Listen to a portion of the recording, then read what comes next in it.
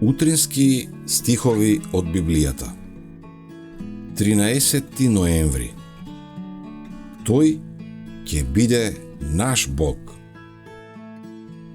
Ќе ве земам за свој народ и ќе бидам ваш Бог. Тогаш ќе знаете дека јас, Господ, вашиот Бог, ве избавив од египетското угнетување. Излез 6:7. Моќниот Бог Израелов е и наш Бог.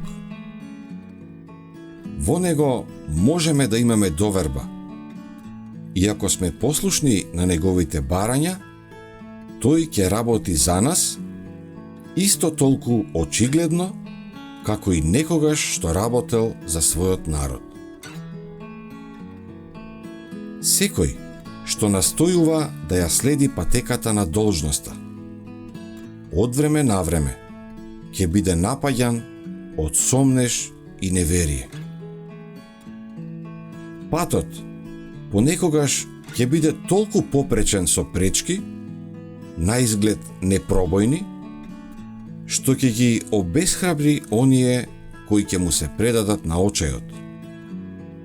Но Бог им вели на таквите: само напред. Вршете ја својата должност по секоја цена. Тешкотиите, што изгледаат толку страшни, што ја исполнуваат вашата душа со страв, ќе исчезнат, штом ќе тргнете напред по патеката на послушноста, понизно надевајки се во Бога. Во Божјето постапување со неговиот народ, испреплетени со неговата љубов и милост, се и највпечатливите докази за неговата строга и непристрасна правда. Ова се покажува во историјата на еврејскиот народ.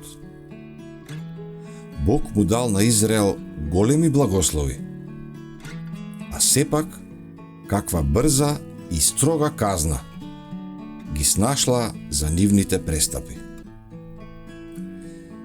Има такви кои му се обраќаат на големиот, семоќен и свет Бог, кој живее во непристапна светлина, како што би му се обратиле на некој рамен на себе, па дури и понизок од себе.